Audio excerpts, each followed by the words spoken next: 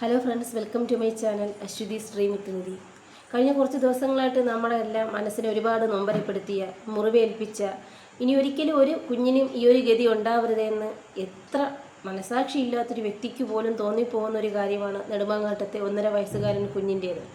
അതിക്രൂരമായിട്ട് അമ്മയും രണ്ടാനച്ഛനും കഴിഞ്ഞ കുറേ മാസങ്ങളായിട്ട് അതിനെ ഉപദ്രവിക്കുകയും ശാരീരികമായി പീഡിപ്പിക്കുകയും അതിനെ അവസാനം മരണത്തിലേക്ക് നയിക്കുകയും ചെയ്തൊരു വാർത്ത നമ്മളെല്ലാവരും കേട്ടതാണല്ലേ. അപ്പോൾ ഈ ഒരു കുഞ്ഞ് അതിക്രൂരമായിട്ട് മാസങ്ങളോളം ഈ പീഡനം ഏറ്റുകൊണ്ടിരിക്കുന്നത് കുറച്ച് പേരെങ്കിലും സമീപവാസികളായിട്ടുള്ള കുറച്ച് പേർക്കെങ്കിലും അറിയാവുന്നതാണ്. അതിപ്പം കഴിഞ്ഞ ദിവസം നമ്മളിപ്പം ഈ ഇൻ്റർവ്യൂസും സോഷ്യൽ മീഡിയയിലും ആണെങ്കിലും അല്ലെങ്കിൽ ന്യൂസ് റിപ്പോർട്ടേഴ്സിൻ്റെ അടുത്തൊക്കെ ആണെങ്കിലും സമീപവാസികൾ പറയുന്നത് നിങ്ങളും ശ്രദ്ധിച്ചിട്ടുണ്ടാവും.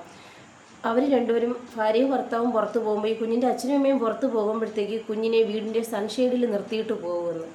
ഒരു ദിവസം ഈ കുഞ്ഞിനെ അവരങ്ങനെ സൺഷെയ്ഡിൽ നിർത്തിയിട്ട് പോയ സമയത്ത് ആരെങ്കിലും ചെന്ന് ആ കൊച്ചിനെ ഒന്ന് രക്ഷിച്ച് അവിടെ നിന്ന് എടുത്ത് രക്ഷിച്ച് മാറ്റി ആ കൊച്ചിനെ ചൈൽഡ് ലൈനിലോ അല്ലെങ്കിൽ സുരക്ഷിതമായിട്ട് ശിശുക്ഷേമ സമിതിയിലോ എവിടെയെങ്കിലും കൊച്ചിനെ സുരക്ഷിതമായൊരു കരങ്ങളിൽ എത്തിച്ചിരുന്നെങ്കിൽ ഇന്ന് ഈ കൊച്ച് ഈ ഭൂമിയിൽ ഈ ചെറുപ്രായത്തിൽ അനുഭവിക്കാവുന്നതിനപ്പുറം വേദനയെ സഹിച്ച് ഒരുപാട് ദുരിതങ്ങളും ഈ ഒരു ചെറിയ പ്രായത്തിനുള്ളിൽ സഹിച്ച് വേദനയെ സഹിച്ച് ഈ ഒരു രീതിയിൽ മരണത്തിന് കീഴടങ്ങേണ്ടി വരും. നിങ്ങളൊന്ന് ആലോചിച്ച് നോക്കൂ, എത്ര ക്രൂരമായിട്ടുള്ള ആളുകളാണ് നമ്മുടെ ചുറ്റിലുള്ളത്.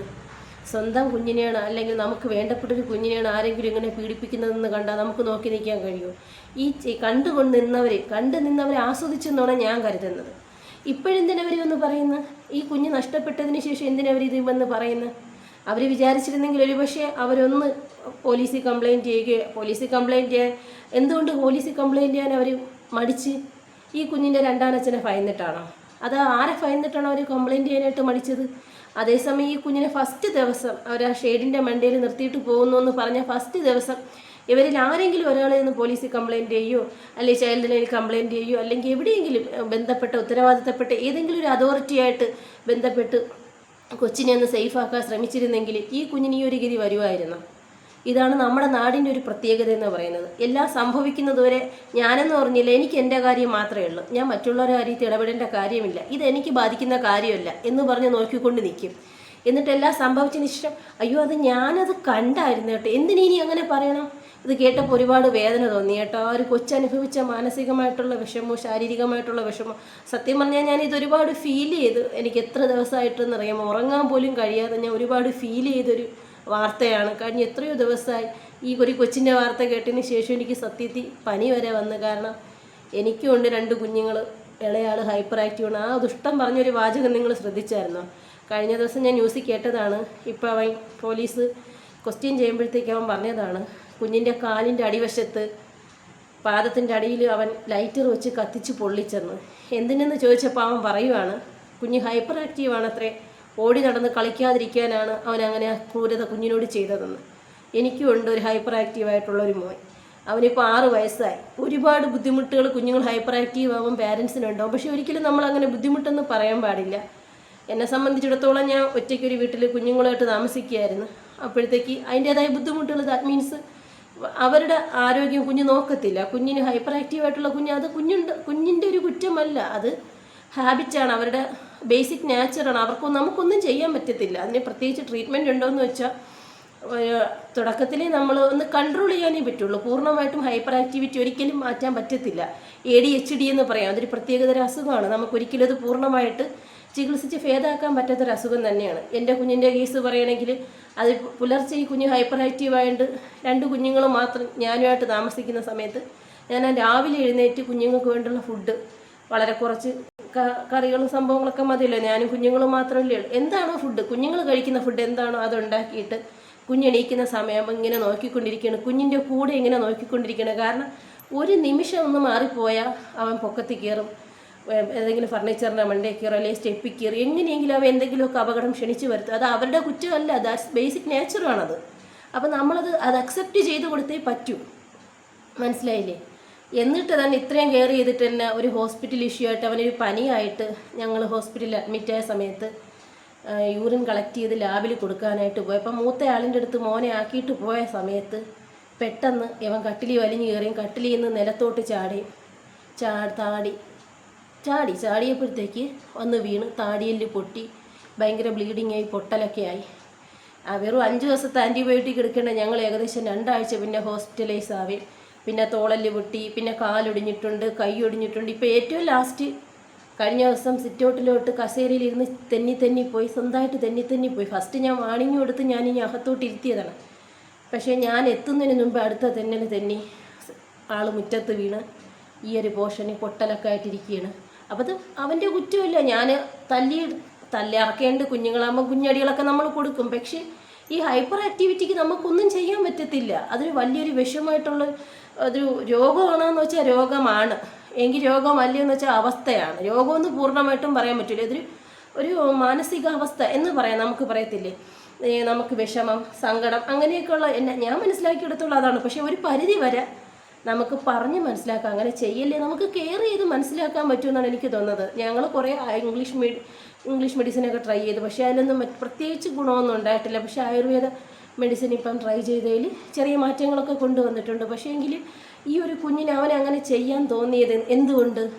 അവനറിയാം അവൻ ചെയ്താലും ആ കുഞ്ഞിന് ബന്ധുക്കളായിട്ട് ആരുമില്ല. ഈ പറയുന്ന അഖിലയെന്ന് പറയുന്ന അവളുടെ അമ്മയുണ്ട്.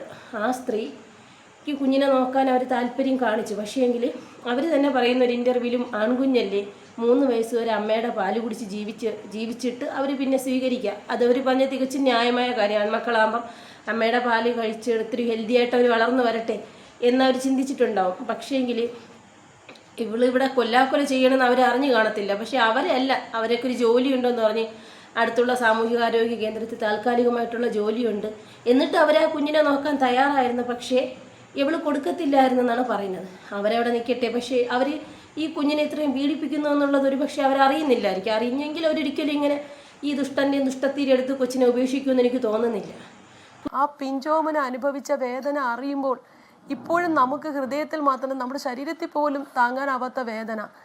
എങ്ങനെ കഴിയുന്നു ഇത്ര ക്രൂരമായി കുഞ്ഞുങ്ങളോട്, ഒരു മനുഷ്യനോട് പോലും പെരുമാറാൻ ആർക്കും കഴിയാത്ത രീതിയിൽ ഒരു പിഞ്ചു കുഞ്ഞിനോട് ഇത്രയും ക്രൂരമായി പെരുമാറിയിട്ട് അതൊന്ന് തിരിച്ചറിഞ്ഞ് അതിനു വേണ്ടി ചെയ്യാൻ എല്ലാ സംവിധാനങ്ങളും സർക്കാരിനും സാമൂഹിക പ്രവർത്തനങ്ങളും എല്ലാം ഉണ്ടായിട്ടും, നേരത്തെ ഇവിടെ സൂചിപ്പിച്ചതുപോലെ കുഞ്ഞിനെ സൺഷെയ്ഡിൽ നിർത്തിയിട്ട് ഇറങ്ങി പോവുക എന്നൊക്കെ പറയുന്നത് എന്തായാലും ആൾക്കാരും നാട്ടുകാരൊക്കെ കാണാൻ സാധ്യതയില്ലേ?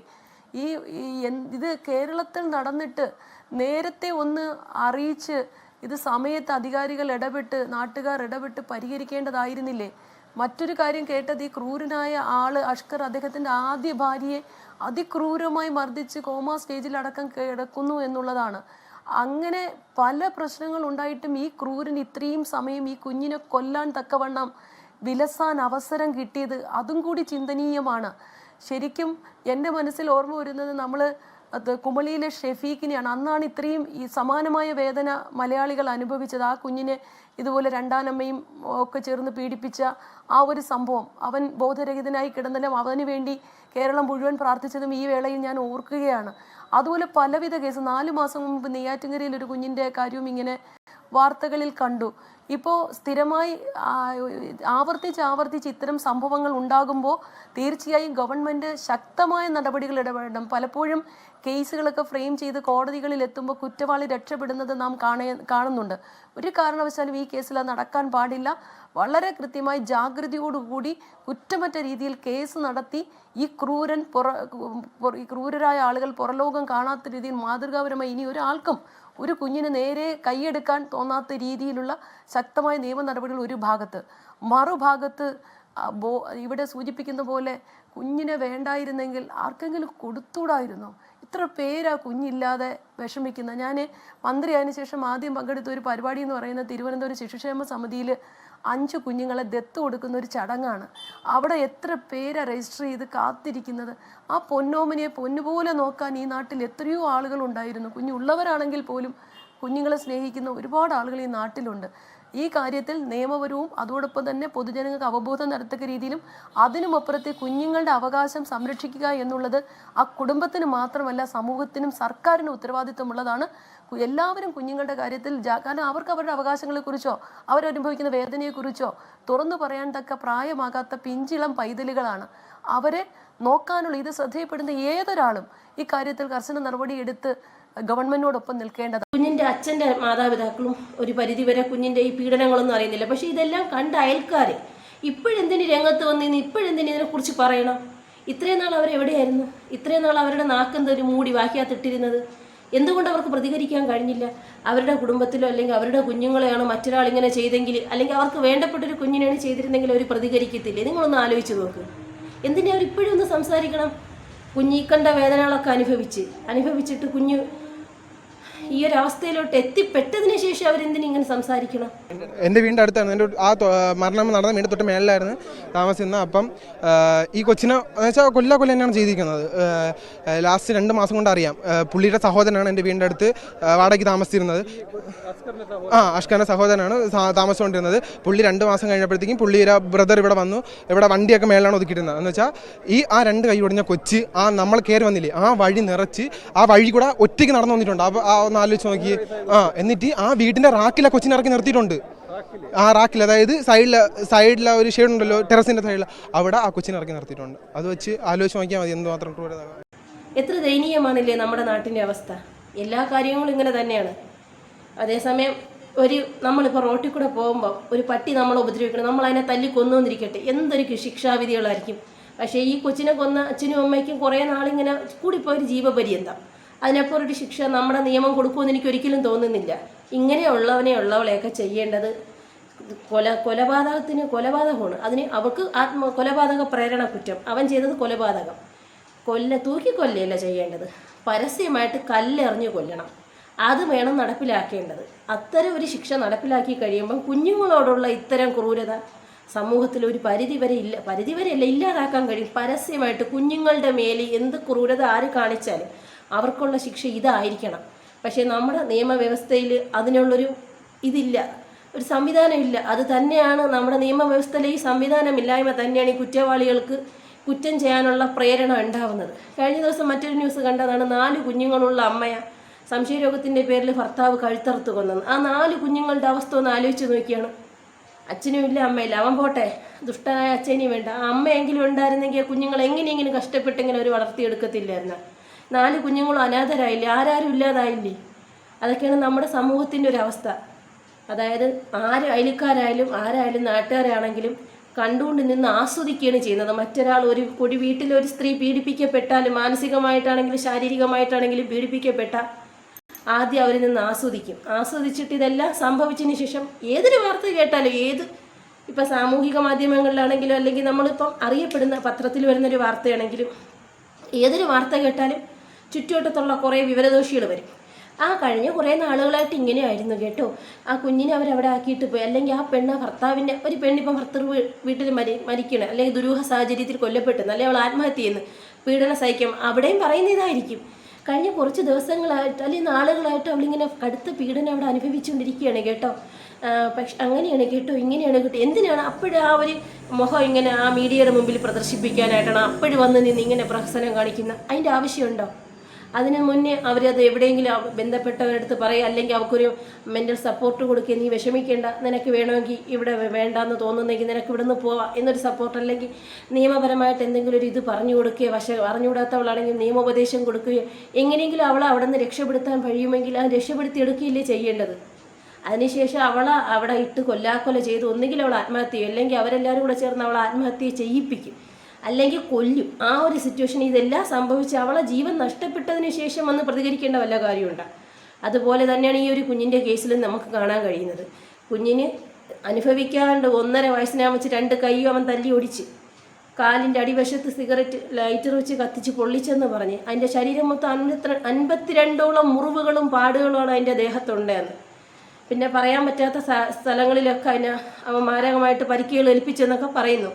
ഇത്രയൊക്കെ ആ ഒരു പിഞ്ച് പ്രായത്തിൽ ആ കുഞ്ഞ് അനുഭവിക്കേണ്ട വേദന ഇത് കണ്ട് നിന്നവർക്കും എല്ലാവർക്കും ദൈവം എന്ന് പറയുന്ന ശക്തി എല്ലാവർക്കും ശിക്ഷ കൊടുക്കണമെന്നാണ് എൻ്റെ ഒരു പേഴ്സണലായിട്ടുള്ളൊരിത്. കാരണം ഒരു ദിവസമെങ്കിലും ആ നാട്ടിലുള്ളവരെല്ലാവരും കൂടെ ഒന്ന് ചിന്തിച്ചിട്ട് ഒരാൾ കണ്ടെങ്കിൽ അയാൾക്ക് ചിലപ്പം പറയാനുള്ള കപ്പാസിറ്റി ഇല്ലാത്തുള്ള, അല്ലെങ്കിൽ ധൈര്യമില്ലായിരിക്കും, ചിലപ്പോൾ അവനെ പേടിച്ച് അവനൊരു ഗുണ്ടയാണല്ലോ, റൗഡിയാണല്ലോ, അവ ഉപദ്രവിക്കുന്ന പേടിച്ച് വേറൊരാളെടുത്ത് പറഞ്ഞ് അതൊന്ന് പബ്ലിസിറ്റി, മൗത്ത് പബ്ലിസിറ്റി, വല്ല വൃത്തികേടൊക്കെ ആണെങ്കിൽ എത്ര പെട്ടെന്ന് പബ്ലിസിറ്റിയാണ്. ഈ കുഞ്ഞിൻ്റെ പീഡനം ഒന്ന് പബ്ലിസിറ്റി എടുത്തിട്ട് ആ പഞ്ചായത്തിലെ മെമ്പറിൻ്റെ അടുത്ത്, അല്ലെങ്കിൽ പഞ്ചായത്തിലെ ആരെടുത്തെങ്കിലും ഏതെങ്കിലും ഒരു അതോറിറ്റി എടുത്ത് കുഞ്ഞിനെ രക്ഷിക്കാൻ കഴിവുള്ള ഏതെങ്കിലും ഒരു വ്യക്തിയോട് പറഞ്ഞിരുന്നെങ്കിൽ കുഞ്ഞിന് ഇങ്ങനെ ഒരു ദുരവസ്ഥ വരുമായിരുന്നോ? നിങ്ങളൊന്ന് ആലോചിച്ച് നോക്കിയേ. ഇനി എന്തിന് ഇനി കിടന്ന് പ്രപഞ്ചങ്ങൾ കാണിക്കുന്നത്? എന്തിന് പ്രഹസനം? ചാനലുകാർക്ക് ഇതൊരു ന്യൂസ് പറഞ്ഞു നിൽക്കുന്നവർക്ക് എന്താണ്, അവർക്ക് മുഖം ചാനലിൽ കാണിക്കാനൊരവസരം. ഇതേ ഞാൻ ചിന്തിക്കുന്നുള്ളൂ. എല്ലാം സംഭവിച്ചതിന് ശേഷം സംഭവിച്ചുകൂടാത്തത്, ഒരിക്കലും സംഭവിച്ചുകൂടാത്തത് 1.5 വയസ്സിനകം വെച്ച് ആ കുഞ്ഞ് വേദനിച്ച് എന്താണ് എല്ലാം സംഭവിച്ച് പിന്നെ എന്തിനവർ പറയണം? ഒരുപാട് വിഷമം ഉണ്ടായതുകൊണ്ടാണ് ഈ ഒരു കുഞ്ഞിൻ്റെ അവസ്ഥയിൽ ഇങ്ങനെ ഒരു വീഡിയോ ചെയ്യേണ്ടി വന്നതിലും വിഷമമുണ്ട്. ഒരുപാട് വിഷമം സത്യം പറഞ്ഞാൽ ഇപ്പോഴും ഉണ്ട്. മരണം വരെയും ഈ ഒരു കുഞ്ഞ്, എനിക്ക് ഈ കുഞ്ഞ് ആരും അല്ലെങ്കിലും ഇതൊരു വേദനയായിട്ട് എന്നും എൻ്റെ മനസ്സിലുണ്ടാവും. നിങ്ങൾ ആരെങ്കിലും എൻ്റെ ഈ വീഡിയോ കാണുന്നവരാരെങ്കിലും മനസാക്ഷിയുള്ളവരാണെങ്കിൽ നിങ്ങളുടെ സമൂഹത്തിൽ നിങ്ങളുടെ അറിവിൽ ഏതെങ്കിലും കുഞ്ഞായാലും സ്ത്രീ ആയാലും മനുഷ്യനായാലും ആരായാലും എന്തെങ്കിലും വേദന അനുഭവിക്കുന്നുണ്ടെങ്കിൽ അവർക്ക് വേണ്ടുന്ന മാനസിക സപ്പോർട്ടും അല്ലെങ്കിൽ ഏതെങ്കിലും ഒരു നിയമോപദേശം കൊടുക്കേണ്ടവരാണെങ്കിൽ നിയമോപദേശം, കുഞ്ഞുങ്ങൾക്ക് നിയമോപദേശം കൊടുക്കാൻ പറ്റത്തില്ലല്ലോ, അവരെ നമുക്ക് ആ സിറ്റുവേഷനിൽ നിന്ന് രക്ഷിക്കാനല്ലേ പറ്റുള്ളൂ. എങ്ങനെയെങ്കിലും ആ ഒരു അവസ്ഥയിൽ നിന്ന് അവരെ രക്ഷപ്പെടുത്തി, മരണത്തിൽ നിന്ന് അവരെ രക്ഷപ്പെടുത്താനുള്ളൊരു മനസ്സ് കാണിക്കണമെന്ന് നിങ്ങളെല്ലാവരുടെ അടുത്തും ഞാൻ അപേക്ഷിക്കുകയാണ്, അഭ്യർത്ഥിക്കുകയാണ്. മറ്റൊരു വീഡിയോയുമായിട്ട് അടുത്ത ദിവസം ഞാൻ നിങ്ങളുടെ മുന്നിലേക്ക് വീണ്ടും വരികയാണ്. അതുവരേക്കും എല്ലാവർക്കും നമസ്കാരം.